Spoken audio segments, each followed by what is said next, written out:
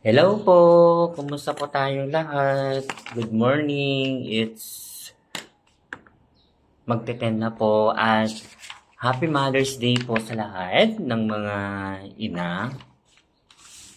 Love you all po and God bless. Isa po kayo talagang mga bayani ngayong araw na to. Hindi lang siya ngayong araw na to. Sana dapat araw-araw po natin siyang araw-araw po natin i-celebrate ang Mother's Day po. Kasi syempre alam niyo naman pong hirap na pinagdaanan ng mga magulang para sa atin, lalong-lalo tayong mga anak, kaya sa ating pamilya. Ngayon guys, ang ginagawa ko ngayon kasi syempre bukas classes na naman, gumagawa ako ng PowerPoint at lesson plan para sa klase ko bukas.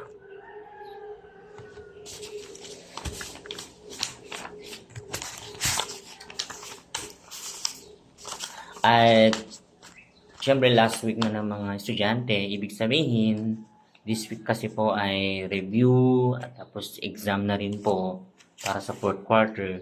Ayan, bakasyon na naman nila. Tapos July, klase na naman. So, ang bilis ng araw, oras at panahon, di ba? So, yung sabi ko lagi sa mga estudyante ko na mag-aral ng mabuti kasi yung pag-aaral naman yan hindi lang para sa iba, kundi lalong-lalong dapat para sa sarili nila, para sa kanilang future, kumbaga. O nga pala, kumusta po tayong lahat? Sana po nasa mabuti po tayong kalagayan ngayon. Kung ano man po ang ating nagdadaanan, hirap man yan, o mga problema, mga pagsubok, malalampasan po natin yan. Basta huwag lang po tayong mawalan ng pag-asa at kumapit na rin po sa, syempre, sa Panginoon po. Sa pagdadasal at kung tiwala sa sarili, di ba? 5, 6, 7, 4, 5, 6, 7. Ano ang ginawa ng guro kay Florante?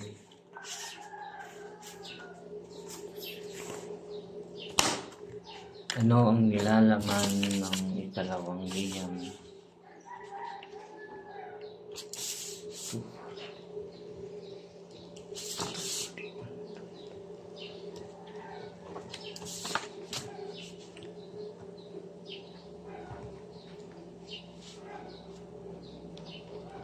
Medyo maaraw na naman kasi ilang araw lang siyang umulan.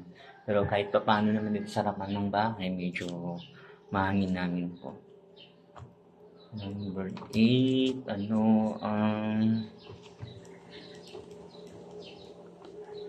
nilalaman? Sige po guys, thank you po. And thank you ulit sa mga subscriber ko, sa lahat po ng walang sawang nagtitiwala. Love you all po. And God bless.